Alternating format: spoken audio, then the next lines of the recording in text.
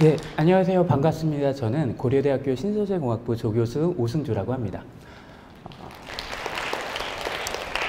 네, 너무 정말 만나게 되어 반갑고요. 그리고 또 많은 학생들이 귀한 시간을 내줘서 여기까지 왔는데 그 시간 좀 더 뜻깊은 시간이 될 수 있도록 전공 강의 그 중에서 오늘은 제가 신소재공학에 대해서 한번 좀 얘기를 해볼까 합니다. 고등학생분들한테 신소재공학이란 단어 자체는 조금 생소할 수 있을 것 같아요. 신소재공학이 뭐냐 간단하게 제가 얘기를 한다면 신소재를 연구하는 학문이에요. 신소재가 뭐냐 이렇게 생각을 해보면 새로운 소재, 새로운 성질을 갖고 있는 소재 재료를 공부한다고 생각하면 되겠습니다. 재료, 소재는 사실 우리 눈에 보이는 게 모두 다 소재거든요. 여러분들 지금 갖고 있는 핸드폰의 디스플레이, 액정, 그 안에 들어가는 반도체 칩이나 메모리, 혹은 마이크, 그리고 여기 있는 뭐 레이저 같은 것도 그 예가 되겠고요. 여기 있는 기둥, 그리고 유리, 그런 모든 것들이 소재입니다. 각 소재는 여러 분야에서 응용이 되고 있는데요.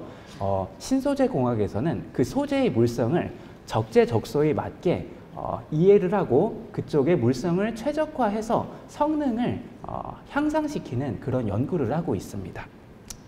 그럼 신소재공학의 정의에 대해서 먼저 한번 제가 얘기를 해보도록 할게요. 신소재공학은 정의를 좀 딱딱하게 먼저 제가 설명을 해보자면요. 재료의 구조와 성질을 이해하고 이를 기반으로 새로운 물성의 소재를 설계하고 제조해서 실생활에 도움이 될 수 있도록 응용을 해주는 학문입니다. 영어로는 Material Science and Engineering이라고 해요. 사실 예전에는 재료과학 그리고 재료공학으로 불렸었는데요. 새로운 소재가 계속 발전해 나가면서 그 필요성이 급증을 하면서 학과 명칭이 2000년대 초반에 신소재공학부로 변경이 되었습니다. 영어로는 Material Science Engineering이라고 한다고 했었는데 실제 공과대학에 여러 가지 학과가 있어요. 기계공학도 있고 전자공학, 건축공학, 화학공학, 여러 가지 공학이 있죠. 영어로 하면은 Electrical Engineering, 전자공학이죠. Mechanical Engineering, 기계공학, 화학공학은 Chemical Engineering이 되겠죠. 여기서 가장 신소재공학이 차별화가 될 수 있는 것 중에 하나는 사이언스란 단어가 들어가는 겁니다. 사이언스는 좀 더 이학적인, 과학적인 느낌을 갖고 있고요. 신소재공학은 공과대학 내에서 여러 다른 공학보다 더 자연과학에 좀 더 맞닿아 있는 학문입니다.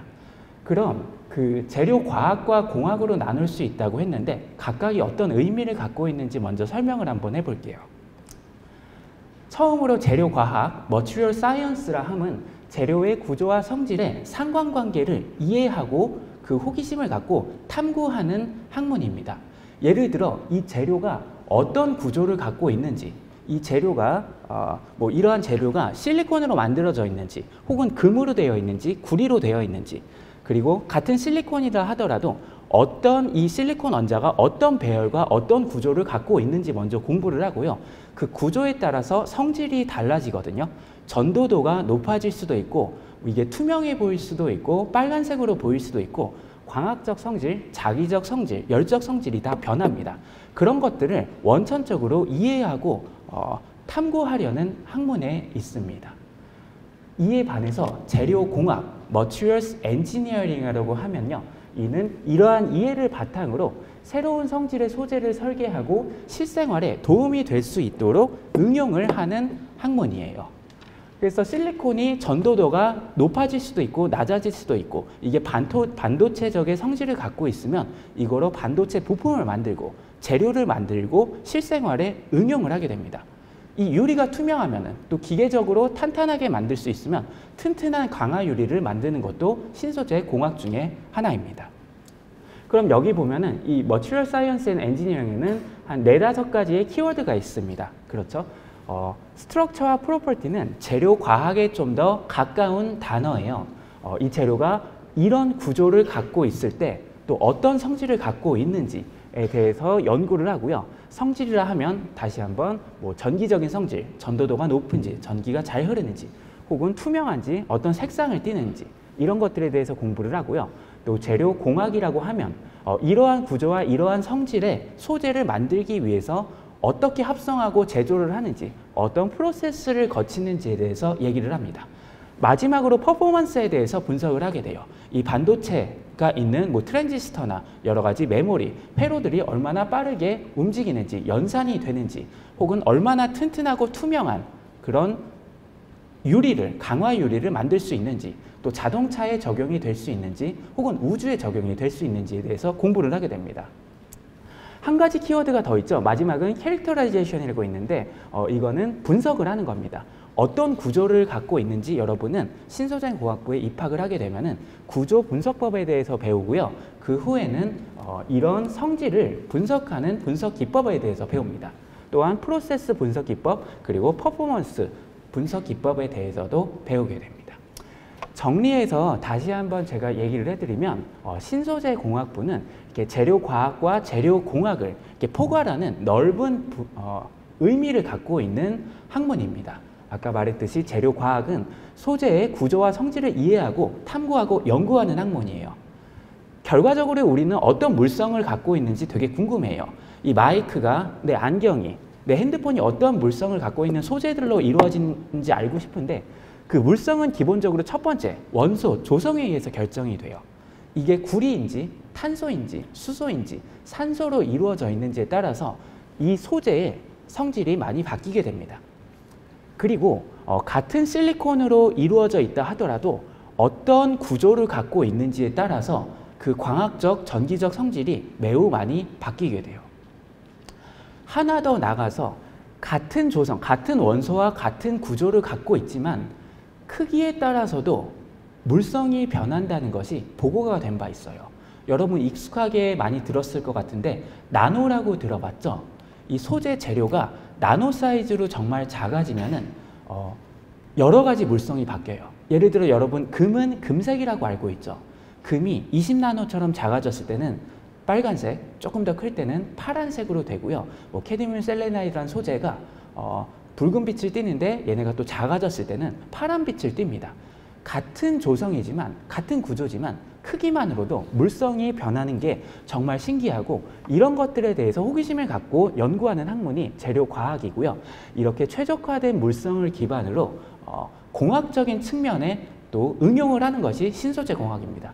내가 반도체 소재에 관심이 있으면은 졸업 후에 반도체 회사에 취업을 하거나 반도체 쪽으로 대학원에 진출을 하게 됩니다. 또는 내가 로봇 소재 혹은 에너지 소재, 철강 소재 혹은 생체 소재, 인공장기나 인공관절 등 이런 쪽에 관심이 있는 학생들은 이런 쪽으로 계속 연구를 하게 돼요. 결과적으로 신소재공학은 과학과 공학의 성질을 모두 다 갖고 있어요. 여러분 과학과 공학 어떤 차이를 갖고 있는지 잘 아시죠?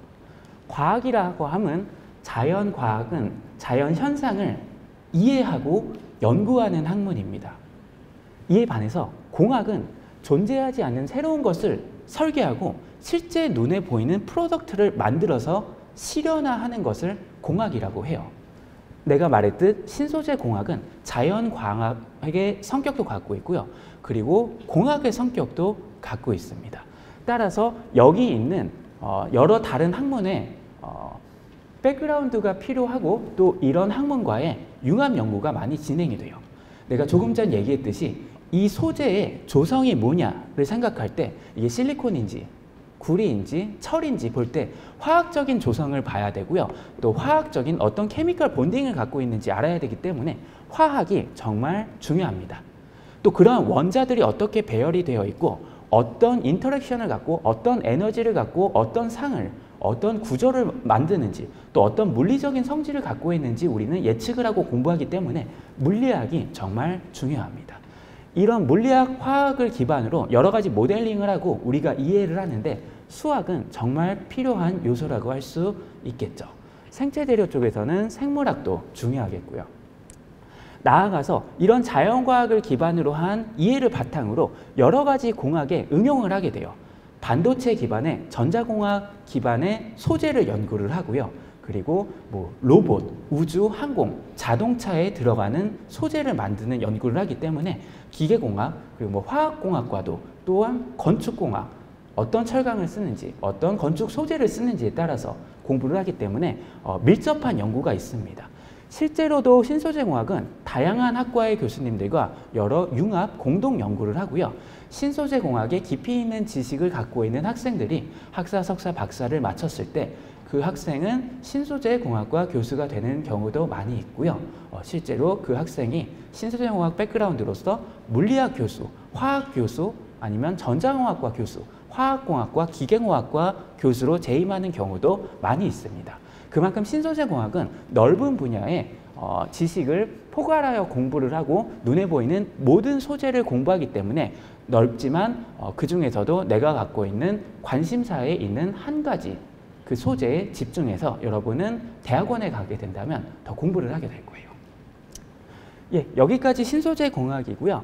그럼 두 번째는 신소재공학부에 입학을 하게 되면은 어떤 것을 공부하게 되는지 내가 1, 2학년 때 공부하게 되는 게 무엇인지 살짝 얘기를 해줄게요. 이 부분이 어떻게 보면 가장 어려울 수도 있을 것 같은데 아직 여러분들은 다 고등학생이니까 편하게 한번 들어주시면 될 것 같아요. 신소재공학에서는 먼저 이 소재를 연구를 하게 돼요. 모든 소재는 원자로 이루어져 있죠. 그렇기 때문에 먼저 원자에 대해서 공부를 합니다. 원자에는 핵과 전자가 있는데 그 전자가 어떤 오비탈에서 어떻게 일렉트론이 디스트리뷰션이 되어 있는지, 그 어떠한 확률로 공간적인 분포가 되어 있는지 양자역학적인 측면에서 먼저 공부를 하게 돼요. 그래서 그 원자의 성질이 어느 정도 결정이 됩니다. 두 번째로는 이러한 원자들이 재료에 어떤 구조를 갖고 배열이 되어 있는지 공부를 하게 됩니다. 예를 들어서 여기 두 번째 있는 그림들이 재료의 구조를 나타나는데 좀 더 간단하게 보여드리면 2디멘셔널하게 이런 구조가 있을 수 있어요. 여기부터 1, 2, 3, 4, 5라고 작게 잘 안 보일 것 같긴 한데요. 여기 4번 같은 경우는 예를 들어 뭐 실리콘이나 금 원자가 헥사건, 육각형의 모양을 갖고 배열을 하고 있는 거예요. 마지막 경우 같은 경우는 각각의 원자들이 정사각형의 규칙성을 갖고 배열을 하게 됩니다. 직사각형일 수도 있고요. 다른 모양으로 배열을 할 수 있어요. 이러한 배열, 구조에 따라서 성질이 많이 다르게 됩니다. 그리고 이렇게 규칙적으로 원자들이 주기적으로 레티스를 갖고 배열이 된 것을 우리는 결정질 재료라고 불러요. 그래서 영어로는 크리스탈린이라고 합니다. 이에 반해서 여기 6번째의 경우는 아톰들이 무작위로 배열이 되어 있죠. 주기성이 없어요. 이런 경우는 글래시하다 혹은 아몰포스하다 하여 랜덤하게 배열이 되었기 때문에 아몰포스 스트럭처 혹은 비정질 구조라고 해요. 여러분들은 이런 구조를 대학교 2학년 때 배우게 되고요. 왜 이 구조가 형성이 되는지, 그리고 원자 간의 간격이 어떤 물리적인 힘에 의해서 정해지는지, 그게 가까운지 먼지에 대해서 이런 원천적인 거에 대해서 공부를 하게 됩니다. 그 이유에 대해서 공부를 하고 또 그 결과에 대해서 공부를 해요. 이러한 구조를 가졌을 때 혹은 이러한 구조를 가졌을 때 기계적인 성질이 어떻게 달라지는지, 이 소재가 더 튼튼해지는지 혹은 잘 휘어지는지 잘 부러지는지에 대해서 그 연관관계를 공부를 합니다. 또 공학적인 측면에서 그렇다면 내가 이런 구조를 만들고 싶을 때 혹은 이런 구조를 만들고 싶을 때 어떤 과정을 거쳐야 이런 구조를 만들 수 있을지에 대해서 그런 공정 방법에 대해서도 배우게 됩니다. 그래서 이제 구조에 대해서 배웠으면 그 다음은 여러 가지 성질에 대해서 배우게 돼요. 첫 번째로는 기계적 성질, 좀 전에 말했던 것처럼 경도와 강도가 높은지 낮은지, 그리고 뭐 연성인지 탄성인지에 대해서 배우고요. 나아가서 전기적, 광학적, 자기적 성질에 대해서 배워요. 이러한 것들은 전자의 움직임과 관련이 있거든요. 여러분들 물리랑 화학 시간에 전자에 대해서 좀 배웠을 것 같은데 내가 간단하게 몇 가지 예를 들어볼게요. 여러분이 이러한 구조를 갖고 세 가지 재료, 세 가지 소재를 만들었다고 가정을 한번 해봅시다. 그리고 여러분은 이게 전류가 잘 흐르는지, 즉 도체인지 아니면 전자가 잘 안 움직이는 부도체인지 먼저 알고 싶어요. 그를 위해서 내가 한 가지 슬라이드를 더 보여주면요. 여기 이렇게 첫 번째, 두 번째, 세 번째 다른 네모가 있죠. 세 개의 다른 소재가 있다고 가정을 하고요. X축은 우리가 있는 공간입니다. 이만큼의 길이를 갖고 있는 첫 번째 소재가 여기 있습니다. Y축은 에너지예요. 각각의 소재는 내에는 에너지가 있는데요. 그 내에 전자가 많이 있게 됩니다. 이 박스를 에너지 밴드라고 불러요. 생각을 해보면은 전자가 살 수 있는 방 혹은 집이라고 생각을 하면 될 것 같습니다. 이러한 에너지 밴드 내에서 전자가 어떻게 분포를 할까요? 여러분 화학시간, 물리시간에 배웠던 것처럼 전자는 가장 낮은 에너지 상태를 먼저 가지려고 합니다. 그렇겠죠? 여러분도 마찬가지일 것 같아요. 가장 낮고 안정된 에너지 상태를 갖게 돼요. 그리고 첫 번째 전자가 있으면 두 번째 전자도 낮은 에너지 상태를 갖고 싶어 하지만 이 전자가 있는 위치에는 있을 수 없습니다. 파울리 베타 법칙에 대해서 들어본 적 있죠? 여러분의 입장으로 생각을 해보면 여기 학생이 앉아 있는데 두 번째 학생이 이 자리에 앉을 수 없습니다. 왜냐하면 이 자리에 이미 다른 학생이 앉아 있기 때문이에요. 그렇게 생각하시면 될 것 같아요. 그래서 8개의 전자가 있으면 이렇게 분포가 되어 있을 겁니다. 가장 낮은 에너지 상태로 분포가 되어 있죠. 이제 여러분들은 전도도 혹은 비저항, 전류값을 측정을 해보고 싶어요. 옴의 법칙이라고 들어봤죠? 볼티지를 전압을 가해서 얼만큼의 전류가 흐르는지를 여러분은 알고 싶어 합니다. 전류가 잘 흐르는지 안 흐르는지 그게 전기적 성질과 밀접한 관련이 있거든요. 전압을 건다 하더라도 여기 세 번째 있는 전자가 옆으로 움직일 수 없어요. 왜 움직일 수 없을까요? 이미 옆에 전자가 있기 때문이에요. 그쵸? 좀 전에 말했듯이 여기 학생이 있는데 여기 옆에 있는 학생이 전기장의 힘, 에너지를 받아서 내가 이쪽으로 움직이고 싶어 하지만 옆에 학생이 앉아있기 때문에 움직일 수 없습니다. 그래서 이런 구조에서는 전류가 잘 안 흐를 거라고 생각을 하는데 실제적으로 우리가 살고 있는 이 공간에서 아주 작은 빛 에너지 혹은 열 에너지 300켈빈 혹은 25도 정도의 이 상온의 열 에너지는 이 전자에 어느 정도의 작은 에너지를 공급할 수 있어요. 전자가 에너지를 가지면은 자기는 더 높은 에너지 상태로 올라갈 수 있어요. 점프를 할 수 있습니다. 내가 에너지를 여기 두 번째 줄에 앉아있는 학생한테 주게 된다면 이 학생은 힘을 받아서 그 위에 있는 세 번째 줄로 옮겨갈 수 있어요. 그렇게 이해를 하시면 될 것 같습니다. 그렇게 된다면 이렇게 되겠죠. 이제 세 번째 줄로 올라간 전자 입장에서 주위를 둘러봤을 때 거의 아무도 없습니다. 이제 움직일 수 있겠죠. 자유롭게 움직일 수 있기 때문에 이러한 것들을 자유전자라고 부릅니다. 이러한 에너지 구조를 갖고 있는 소재들은 전기가 잘 흘러요. 내가 말한 이런 이유 때문입니다. 그래서 우리는 이런 소재를 금속이라고 불러요. 혹은 도체라고, 전도체, 컨덕터라고 부릅니다. 두 번째, 세 번째의 예를 볼게요. 이런 경우나 이런 경우에서는 열 에너지가 전자를 준다 하더라도 이 사이에 에너지 갭이 있습니다. 이 줄과 이 줄 사이에 어느 정도 공간이 있죠. 공간이 있기 때문에 전자는 올라갈 수 없습니다. 그렇기 때문에 이런 구조를 갖고 있는 소재는 전자가 잘 안 움직이고 전류가 움직이지 흐르지 않습니다. 그래서 도체가 아닙니다. 이 갭이 커지면 커질수록 여러분은 직관적으로 전자가 더 안 움직일 것 같죠. 그게 맞습니다. 이 갭이 되게 작을 때는 에너지 갭이 줄이나 일렉트론 볼트로 한 2에서 3 일렉트론 볼트 이하인 갭을 갖고 있는 소재를 우리는 반도체라고 부릅니다. 반도체 같은 경우는 여기 있는 빛의 가시광선이 모든 빛은 에너지를 갖고 있어요.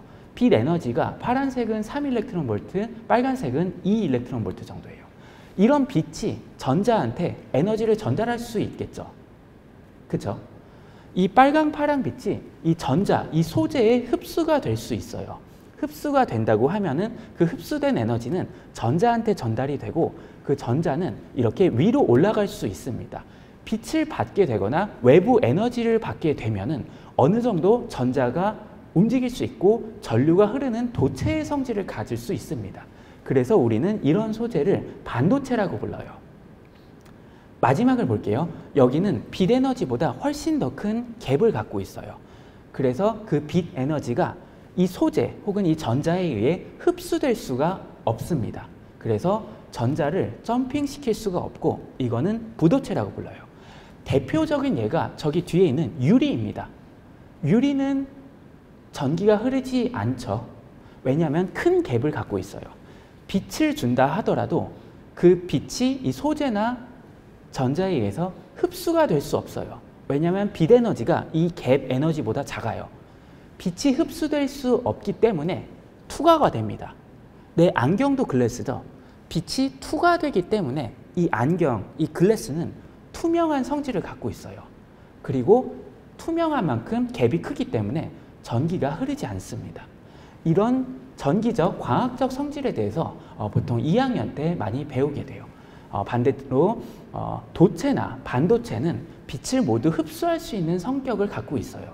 그래서 알루미늄, 금, 구리 등은 투명하지 않죠. 실리콘도 투명하지 않고요. 그런 이유에서 금속 전도도는 높지만 투명하지 않고 유리는 오펙, 불투명하지만 인슐레이팅한 프로퍼티를 갖게 됩니다. 이런 전기적, 광학적 성질에 대해서도 배우고요. 그 다음은 자기적 성질에 대해서도 배웁니다. 이게 자화가 쉽게 되는지, 자화가 잘 안 되는지, 이게 메모리 소재로 쓸 수 있는지, 뭐 M램으로 어떻게 쓸 수 있는지 등등에 대해서 배우는 것이 신소재 학문 중에 하나입니다. 그럼 소재를 몇 가지로 분류를 해볼게요. 전통적으로 소재는 3가지로 분류가 되었습니다. 고체 소재에서 금속 소재, 세라믹 소재, 고분자 소재예요. 금속은 여러분 주기율표를 보면은 금속 원소가 있죠. 금속 원소가 하나 이상으로 이루어진 소재를 금속이라고 우리는 부릅니다. 금속 원소가 이렇게 몇 개가 합쳐질 때 그 본딩, 바인딩은 메탈릭 본딩에 의해서 이루어지면서 일렉트론에 의해서 본딩이 이루어지게 됩니다. 그래서 전도도가 높기도 하고요. 하지만 세라믹은 금속 원소랑 비금속 원소 2가지 정도가 아이오닉 본딩 혹은 코밸런트 본딩, 공유 결합이나 아이오닉 결합을 통해서 이루어지는 것을 세라믹 소재라고 하고요. 그리고 고분자는 탄소나 탄소, 수소, 여러 가지 비금속 원소로 중합을 통해서 이루어진 소재를 고분자라고 합니다. 하나 이상의 소재로 이루어진 것은 복합 재료라고도 하고요. 그리고 재료공학 개론 교과서를 보면은 이런 전통 재료 외에 하이테크놀로지에 응용될 수 있는 몇 가지 신소재를 4가지로 분류해 놨습니다. 첫 번째는 반도체 소재, 트랜지스터나 메모리, 회로에 들어가는 소재를 반도체 소재라고 하고요. 그리고 인공관절, 장기, 생체에 쓸 수 있는 생체 적합한 소재를 바이오 소재, 그리고 센서나 액추에이터 등등의 새로운 기능을 갖고 있는 스마트 소재, 그리고 내가 아까 말한 것처럼 정말 크기가 작아서 기존에 보이지 않았던 정말 새로운 물성을 보이는 소재를 나노 소재라고 합니다. 이렇게 나눌 수 있겠고요. 또 물성에 의해서도 분류를 할 수 있어요. 내가 조금 전에 얘기한 것처럼 전기적 성질이 전도도가 높냐 낮냐에 따라서 도체나 부도체 혹은 반도체로 나뉘어질 수도 있고요. 그리고 이게 투명한지 불투명한지 반투명한지 혹은 반사가 잘 되는 재료인지 흡수를 잘하는지에 대해서 광학 소재로 분류될 수 있습니다. 그리고 자기적 성질, 기계적 성질에 따라서 반자성체, 강자성체 혹은 연성재료, 취성재료라도 분류가 될 수 있어요. 아웃풋 프로덕트 혹은 공학적인 측면에서 봤을 때는 또 응용에 의해서 이렇게 분류가 될 수 있어요. 태양전지, 배터리, 슈퍼캡, 연료전지에 쓰이는 재료는 에너지 소재, 그리고 또 환경 재료도 있겠고요. 아까 말한 반도체 재료, 그리고 여기 있는 내 핸드폰에 있는 혹은 컴퓨터, TV에 있는 디스플레이 재료도 있겠죠. LED 기반의 소재가 많이 있겠고요. 자동차, 우주, 항공, 철강, 건축물에 쓰이는 이런 재료들, 그리고 바이오 재료, 섬유 재료 등등 모든 재료가 있습니다. 다시 말하지만 내 옷부터 시작해서 안경, 핸드폰, 마이크, 레이저, LED 모든 것들이 소재로 이루어져 있습니다. 그렇다면 그 소재를 어떻게 또 정의를 할 수 있을까에 대해서 생각을 해볼게요.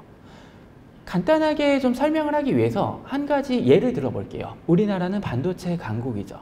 그 반도체의 핵심에는 이 반도체 직접 소자가 있는데 이는 웨이퍼를 기반으로 만들어집니다. 여러 가지 부품을 결합한다기보다는 이런 웨이퍼에 패터닝을 해서 회로를 만들게 되는데요. 이 반도체의 핵심이 되는 소재, 재료가 뭔지 혹시 알고 있나요?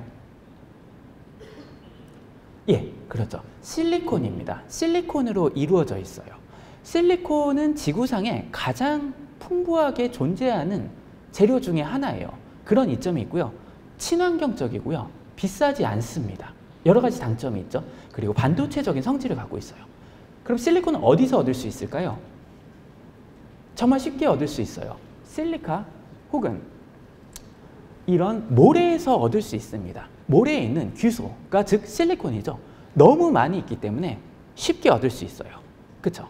그럼 이 모래로 바로 반도체 집속 소자를 만들 수 있냐? 당연히 아니겠죠. 그래서 이렇게 바로 얻은 모래나 돌들을 혹은 광물들을 우리는 원석이라고 불러요. 혹은 재료라고 부릅니다. 이거는 가공되지 않은 상태, 자연에 있는 천연 그대로의 상태를 갖고 있기 때문에 공학적 가치를 갖고 있지 않고요. 따라서 그렇게 비싸진 않습니다. 쉽게 얻을 수 있어요. 하지만 이를 이용해서 실제 컴퓨터 칩을 만들려고 하면 여러 가지 공정이 들어가야겠죠. 그 공정부터 재료공학에서는 시작을 하고요. 그런 공정을 거쳐서 여러 가지 프로세스를 거쳐서 실리콘 인것을 만들고 불순물을 제거하고 또 절단을 하고 폴리싱을 해서 실리콘 웨이퍼를 만들게 됩니다. 이제 여러 가지 공정이 들어갔고 수많은 사람들의 연구의 노하우와 지식 그리고 시간과 노력이 들어가서 공학적 가치를 갖고 있는 재료가 만들어졌어요. 이런 것을 우리는 소재라고 부릅니다. 가치가 있습니다. 이러한 소재는 실제 상용화가 되고 있고요. 산업화의 근간이 되어 있어서 현재 반도체 산업의 근간이 되는 소재 산업이라고 얘기할 수 있겠습니다. 그래서 반도체를 이용해서 바로 실용화를 실리콘 웨이퍼를 이용해서 실제 컴퓨터 등등을 만들 수 있습니다. 그렇다면 신소재는 어떻게 정의할 수 있을까요? 신소재라 함은 기존에 보이지 않았던 물성을 갖고 있는 새로운 소재라고 생각하면 될 것 같아요. 실리콘은 어떻게 보면 정말 만능의 물질이에요. 그렇기 때문에 정말 오랫동안 개발이 되어 있어서 여러분이 갖고 있는 핸드폰에도 있고 아이폰에도 있고 갤럭시에도 있고 어디에나 들어가 있습니다. 그만큼 우수한 성질을 갖고 있어요. 근데 실리콘이 갖고 있지 않는 성질도 물론 있겠죠. 예를 들면 실리콘 웨이퍼는 쉽게 깨집니다. 얘는 잘 휘어지지 않아요. 비닐 같은 고분자는 당겨지고 잘 휘어지죠. 근데 실리콘은 휘어지지 않습니다. 밴더블 하지 않다, 플렉서블 하지 않다라고 표현을 해요. 그리고 실리콘은 빛을 잘 받아서 전자를 잘 생성을 해요. 그래서 우리나라 태양전지 산업의 가장 주축이 되는 소재입니다. 태양전지에서 가장 많이 쓰이는 소재가 실리콘 기반이고요. 실리콘 태양전지가 많이 쓰이게 됩니다. 하지만 실리콘은 빛을 내지는 못해요. LED는 빛을 내야 하잖아요. 하지만 실리콘은 빛을 잘 흡수하지만 빛을 잘 내지는 못합니다. 아까 말했지만 인다이렉트 밴드갭이라는 어떤 물성을 갖고 있어서 그렇기 때문입니다. 하지만 신소재 공학 연구원들이 이러한 한계를 극복하는 연구를 많이 했어요. 여기 보이는 것처럼 실리콘이 점점 더 얇아져서 두께가 100나노 이하가 됐을 때 실리콘이 밴더블하고 롤러블하고 플렉서블하다는 것을 발견을 한 바 있습니다. 이런 연구를 보고한 바 있었고요. 또 실리콘이 나노 크기가 됐을 때 표면에 다른 에너지 준위가 생기면서 빛을 낸다는 것을 발견을 하고 보고를 하게 됐어요. 기존에 여러 가지 물성이 있는데 기존에 갖고 있지 않는 새로운 물성까지 추가가 된다면 그 응용은 무궁무진하겠죠. 플렉서블하니까 플렉서블 LED에도 쓰일 수 있겠고요. 빛도 낼 수 있게 되면요. 그렇죠? 여러 가지 새로운 기능을 갖고 있는 것을 신소재라고 알고 있으면 될 것 같아요. 다시 한번 정리를 해서 말을 하면 천연 그대로의 것을 우리는 원석이라고 말하고 혹은 재료라고 말합니다. 그리고 가공된 재료를 우리는 소재라고 해요. 이 소재는 실제 상용화가 돼서 현재 쓰이고 있는 모든 컴퓨터 부품이나 컴퓨터뿐만 아니라 이 건축물, 그리고 유리, 비닐, 모든 산업에 쓰이고 있어요. 그리고 신소재는 미래 산업에 쓰이게 될 겁니다. 아직 상용화되지 않은 이러한 웨어러블 센서, 뭐 롤러블 디스플레이 등등 이런 정말 새로운 곳에 미래 시장을 개척하고 미래 먹거리가 될 수 있는 곳에 주축이 될 수 있는 핵심 원천 기술이 신소재라고 말을 할 수 있습니다. 예, 그럼 이제 좀 더 와닿기 쉽게 신소재의 예를 몇 가지 한번 들어보고자 합니다. 내가 몇 가지 슬라이드를 따왔는데 꿈의 신소재라고 뭐 그라핀, 탄소 나노튜브, 양자점 혹은 뭐 형상기억 구분자, 인공광합성, 뭐 자기 치유물질 많이 들어봤을 것 같아요. 이런 것들이 신소재로 분류가 되고 있고요. 좀 더 가장 쉬운 예로부터 먼저 한 가지를 설명을 해볼게요. 아까 전통적으로 세 가지 소재가 있다고 했죠. 금속, 세라믹, 고분자 혹은 폴리머 이렇게 나뉘어요. 전도성을 보면은 금속, 전기가 잘 통하죠. 구리, 배선 등. 여러분들 너무 잘 알고 있죠. 하지만 폴리머, 세라믹은 비닐 같은 경우는 전기가 흐르지 않습니다. 그렇죠? 세라믹 도자기도 그렇고요. 유연성은 이런 입장을 갖고 있고요. 투과도에서 봤을 때 유리나 폴리머나 세라믹은 투명도가 높아요. 상대적으로. 하지만 금속은 불투명합니다. 기존 소재는 이래요. 근데 가끔은 전도도가 높으면서도 투과도가 높은 상황이 발생을 합니다. 그렇겠죠. 전도도도 높아야 되고 투명하기도 해야 되는 상황에서 기존의 금속이나 기존의 유리, 세라믹, 폴리머는 바로 사용될 수 없어요. 당연하죠. 금속은 전기가 잘 흐르지만 불투명하기 때문이에요. 그래서 신소재가 필요한 거예요. 몇 가지를 보면은 첫 번째로 TV나 LED 그리고 태양전지 혹은 아이폰, 터치패드에도 여러분 아이폰을 보면은 투명한 전극이 있어요. 투명한 전극이 있어서 내가 손가락을 눌렀을 때 이 손가락이 어느 정도의 일렉트릭 필드를 가져가면서 그 전도도를 갖고 있는 금속이 다른 캐패시턴스를 느끼면서 이 위치를 기억하게 돼요. 그 말은 어쨌든 전도도가 높은 소재가 아이폰 위쪽에 깔려 있어야 된다는 얘기예요. 갤럭시도 그렇고요. 하지만 금속을 여러분이 쓰면은 금속은 불투명하기 때문에 위치는 기억해도 내가 핸드폰을 못 보겠죠. 깜깜한 화면이겠죠. 그렇기 때문에 투명한 전극이 필요합니다. LED는 빛을 내는 발광 소자예요. 라이트 에미팅 다이오드라고 해서요. 그 빛을 내는 반도체가 여기 빨간색, 파란색, 초록색 쪽에 위치해 있고요. 그 위아래 전극이 있어야 돼요. 전기를 주거나 받는 전극이 있어야만 이렇게 전자를 생성해서 그 전자가 결합을 해서 빛을 내게 되거든요. 근데 여기 있는 반도체가 빛을 되게 잘 내고 있는데 이 위에 금속이 구리라면 혹은 알루미늄이라면 빛이 안 나오겠죠. 마찬가지로 태양전지는 빛을 흡수하는 소재예요. 빛을 전지로 바꾸어주는 소자를 태양전지라고 합니다. 빛이 와서 여기 반도체까지 가야 되는데 여기 금속, 알루미늄이나 금, 은, 구리가 있다고 하면 빛이 반도체까지 도달을 못하고 금속이 다 흡수해버리겠죠. 태양전지나 LED나 아이폰 등에 사용이 될 수 없어요. 기존 소재는 메탈은 컨덕티브하지만 불투명합니다. 글래스는 투명하지만 인슐레이팅해요. 전자가 흐르지 않아요. 아까 말했던 원리 때문에. 그래서 우리는 신소재를 필요로 합니다.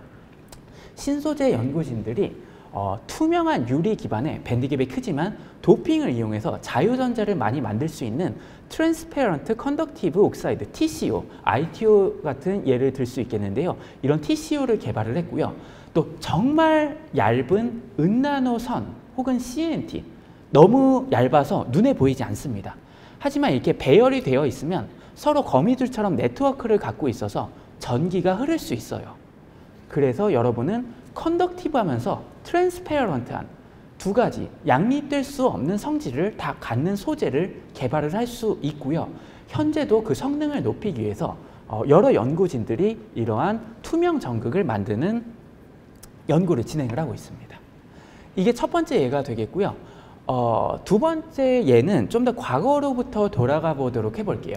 소재의 역사에 대해서 좀 얘기할 수 있을 것 같은데 시대를 분류해 보면 여러분 초등학교 때부터 배웠겠지만 뭐 석기시대, 청동기시대, 철기시대라고 할 수 있겠죠.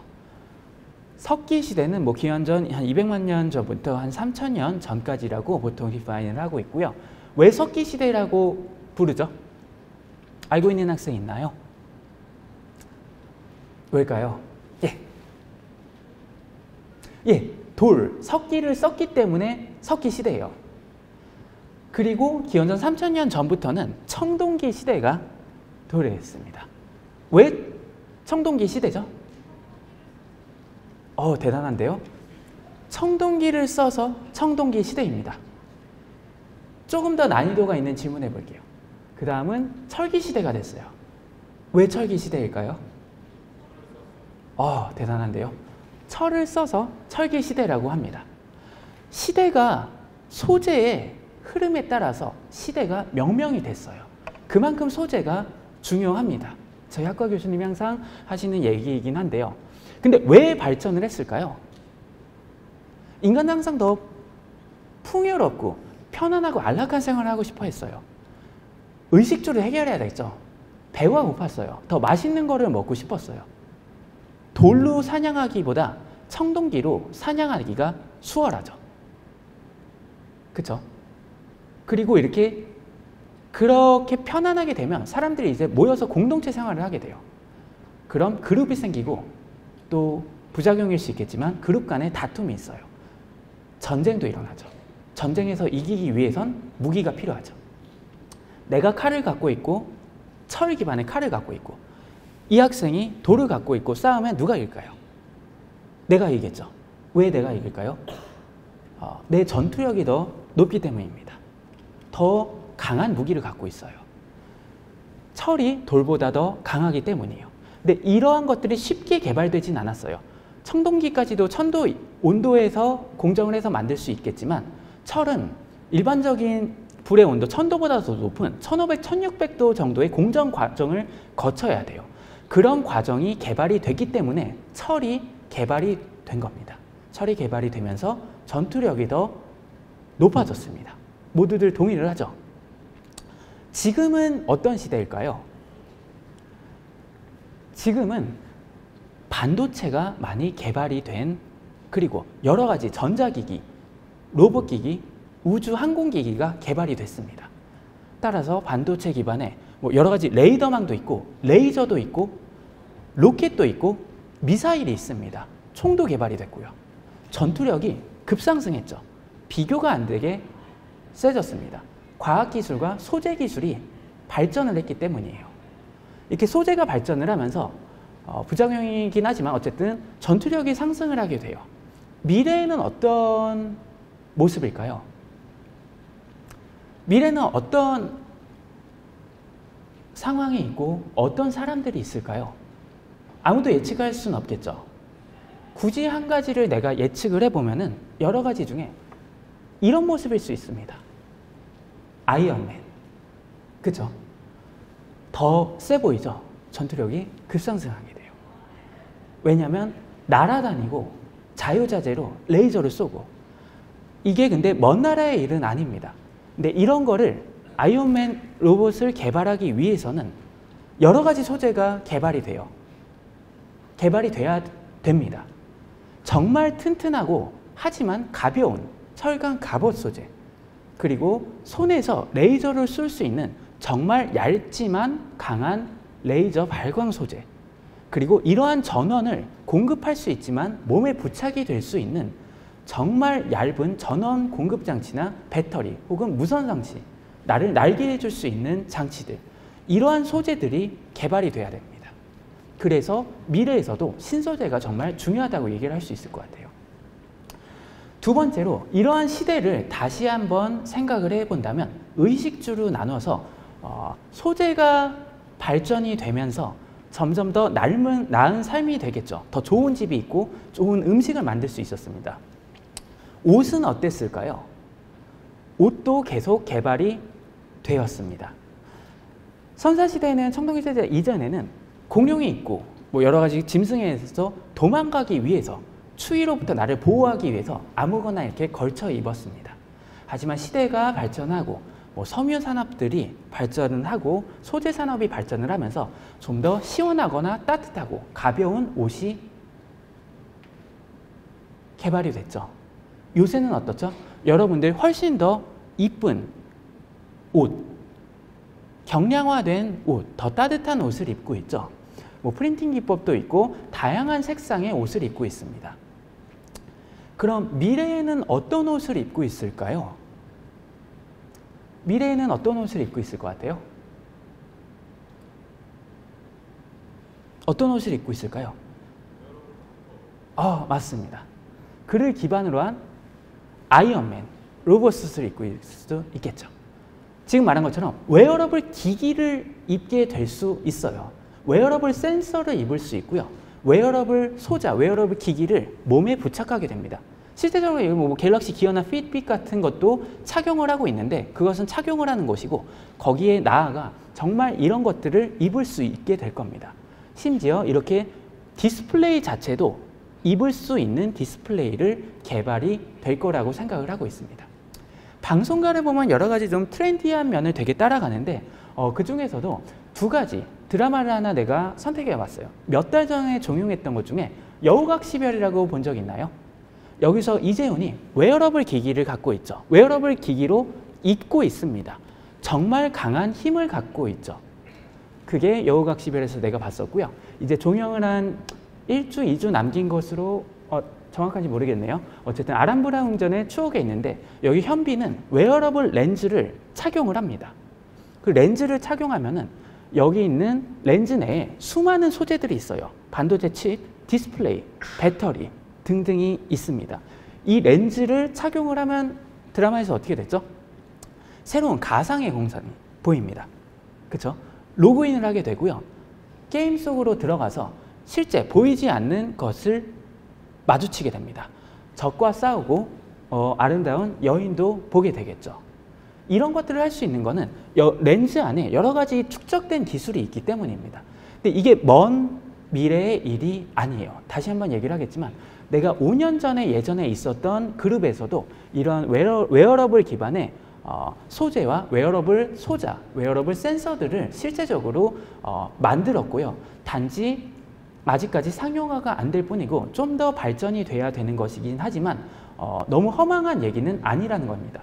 국내에 여러 연구원분들이 이러한 웨어러블 렌즈도 많이 만들었습니다. 그래서 이것도 데몬스트레이션을 한 적이 많이 있고요.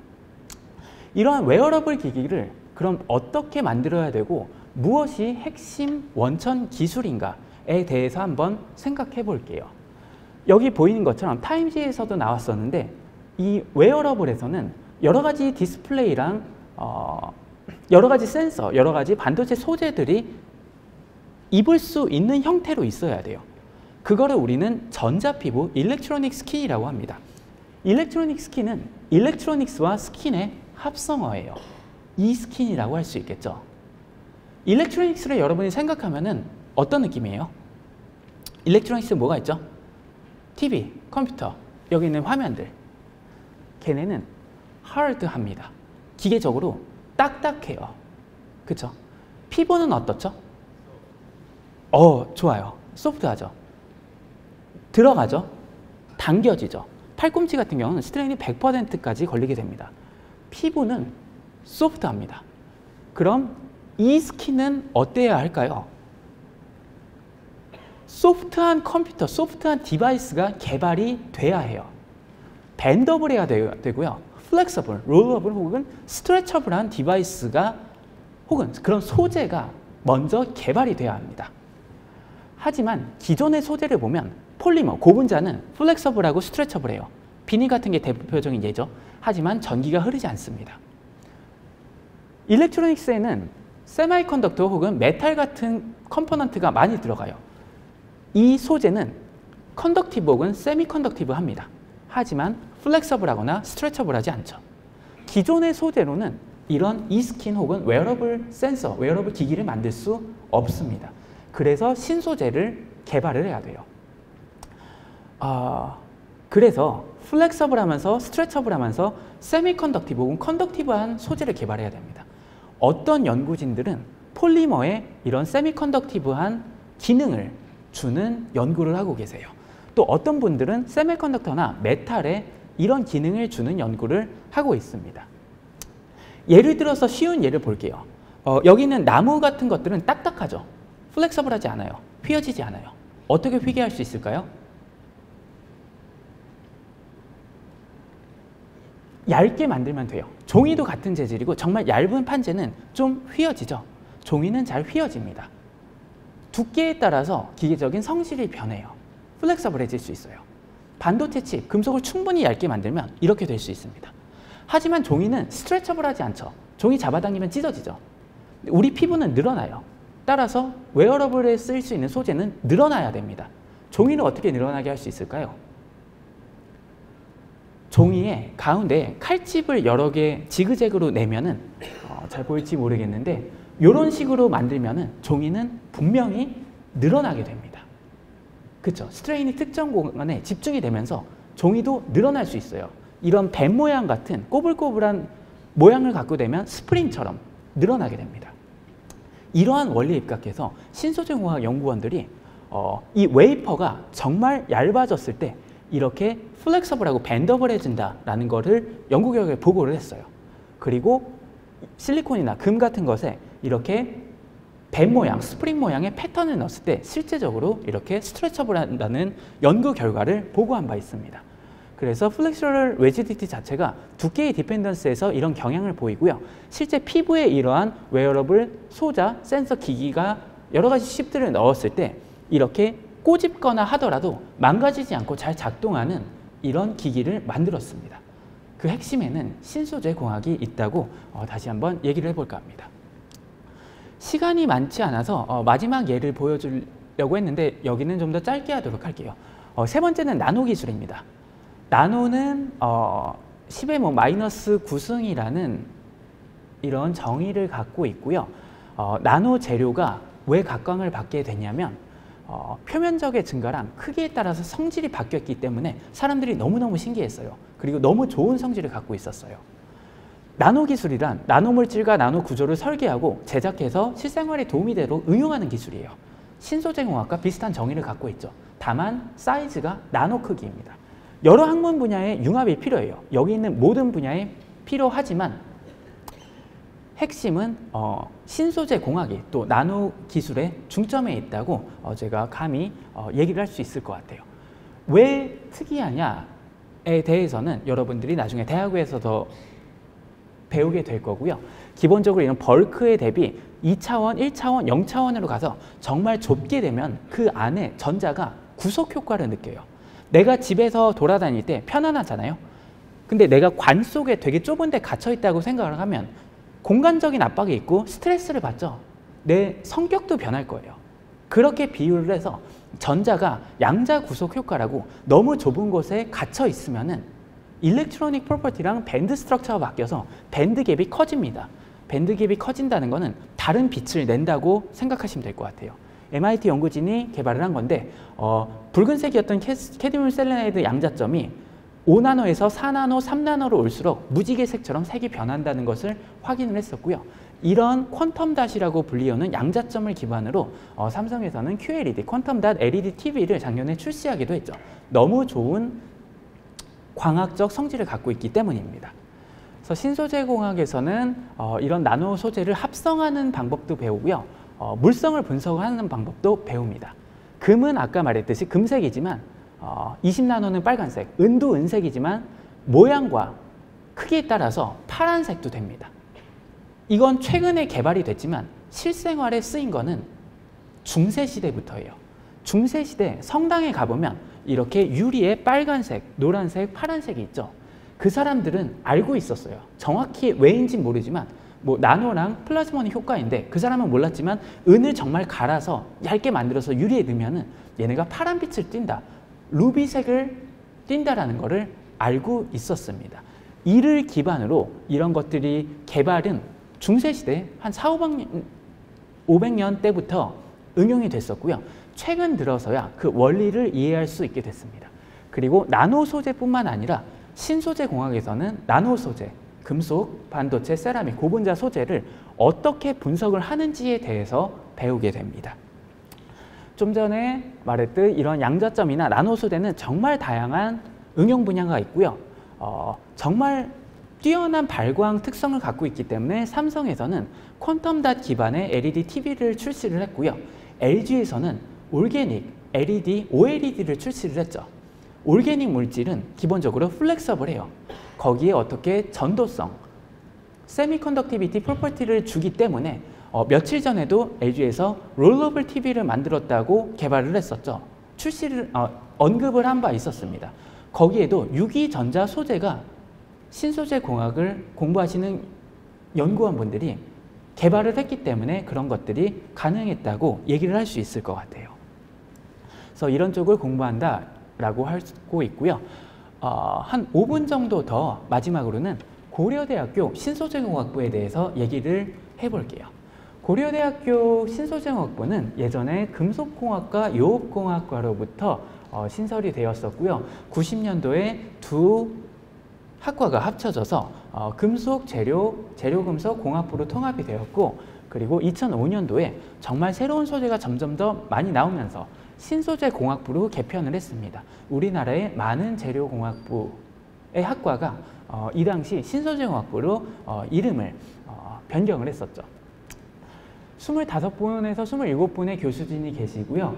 그리고 정말 많은 학부생, 대학원생, 1000명 가까이의 학생들이 국내외 연구기관, 특히 산업체랑 다른 회사, 다른 학교, 다른 연구소와 긴밀한 공동 연구를 하는 것이 또 다른 장점이라고 생각할 수 있을 것 같아요.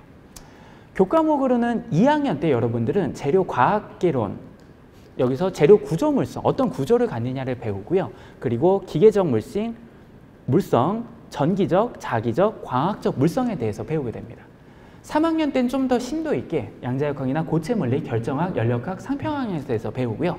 3, 4학년 때는 여러 가지 선택 과목을 기반으로 본인의 취향에 맞는 어느 쪽에 내가 더 관심이 맞는지에 베이스를 해서 나노 소재 혹은 초전도 소재, 아니면 디스플레이, 아니면 생체, 반도체, 에너지 소재 등을 받고 이쪽으로 추후 진로를 결정하게 됩니다. 어떤 학생에게 적합하냐라고 하면은 아까 말했듯이 수학, 물리, 화학에 대한 흥미와 열정이 많은 학생, 그리고 일상생활에 접하는 다양한 소재, 휴대폰 혹은 TV나 영화에서 보이는 미래 소재에 관심이 많은 학생들한테 적합한 학문이라고 생각을 합니다. 고려대학교 신소재공학부는 에너지구조, 정보전자, 나노바이오 소재를 기반으로 여러 가지 응용 연구를 수행을 하고 있습니다. 센서, 우주항공, 자동차, 나노, 바이오, 운송기계, 광통신, 그리고 반도체, 에너지 환경 등등이 있고요. 크게 네 분류로 나누게 되면요. 처음은 IT&T, ET, BT로 나눌 수 있는데 IT, 정보화 신소재에 많은 교수님들이 연구를 하고 있어요. 21세기 과학과 기술의 발전에 의해서 정보량이 급격하게 증가를 했죠. 시대의 흐름에 맞춰가면서 새로운 소재의 개발을 통해서 정보를 신속하게 또 저장하거나 교환을 할 수 있는 반도체나 메모리를 연구를 하고 또 디스플레이를 연구하시는 교수님이 많이 계십니다. 또 두 번째로는 나노 신소재. 나노 크기에서 보이지 않는 물성이 나타난다고 했었죠. 아까 말했던 퀀텀 닷 기반의 디스플레이 혹은 철강보다 10배 강하면서 훨씬 더 가벼운 CNT라든가 이런 나노 소재, 그리고 더 빠르게 전자를 전달할 수 있는 나노 와이어 기반의 반도체 회로 소재 등등을 연구를 하고 있습니다. 세 번째, 21세기 화두 두 가지 키워드를 또 꼽으면 에너지랑 환경이라고 할 수 있을 것 같아요. 에너지를 어떻게 또 절약을 할지, 저장을 할지, 배터리, 연료전지, 혹은 태양전지, 열전 소재 등등의 여러 교수님들이 슈퍼캡도 마찬가지고요. 연구를 하고 계십니다. 또 올해 가장 이슈는 미세먼지죠. 미세먼지 센서, 미세먼지 저감 기술, 혹은 다른 가스 센서나 환경 센서 등등을 연구하는 교수님도 많이 계십니다. 그리고 한 서너 분 정도 교수님은 또 바이오 신소재를 연구를 하고 계세요. 미래의 가장 키워드는 또 바이오가 될 수 있을 것 같아요. 고분자 금속 세라믹 여러 재료의 고유한 특성을 이해하고 이를 바탕으로 하거나 또 신소재를 개발을 하여서 바이오 센서, 인공장비, 임플란트, 약물 전달 등의 분야에 응용이 가능한 기능성 바이오 신소재를 합성하고 응용을 하는 연구를 하고 있습니다. 마지막으로 졸업 후 진로에 대해서 얘기를 하고 마무리를 하도록 할게요. 졸업 후 무엇을 하냐가 어떻게 보면 또 되게 궁금할 것 같아요. 학계나 기업계로 많이 가게 됩니다. 기본적으로 정보기술, 나노기술, 생명기술, 환경에너지 기술을 공부를 해서 꼭 신소재 공학부가 아니라 다른 공학, 다른 이학 분야의 대학 교수가 되는 부분도 많고 물론 주류는 신소재 공학부로 오는 것이 가장 많긴 합니다. 그리고 대기업 및 반도체, 정보통신 분야로 많이 취업을 해요. 최근 몇 년 통계를 그냥 객관적으로 내서 제가 얘기를 해드리면 가장 많이 가는 기업은 삼성, LG, 현대, 포스코, 하이닉스 정도라고 얘기를 할 수 있겠습니다. 자동차나 철강 쪽도 많이 가고 반도체 쪽도 많이 가고 디스플레이 쪽으로도 많이 진출을 합니다. 그래서 기업의 엔지니어가 되는 경우도 많이 있고요. 그리고 대학원까지 진학을 해서 박사학위를 하고 포닥을 해서 대학 교수가 되시거나 아니면 연구원이 되시는 경우도 많이 있습니다. 근처에 있는 키스트 한국과학기술연구소 아니면 뭐 전자통신연구원, 뭐 화학연구원, 기계연구원, 재래연구소 등등 여러 공사에도 많이 진로를 갖게 되고요. 또한 정부나 공공기관, 법조계, 과기부, 그리고 특허청, 변리사가 되는 경우도 있습니다. 예, 오늘 발표는 여기까지 하도록 하고 질문이 있으면 받도록 하겠습니다. 감사합니다.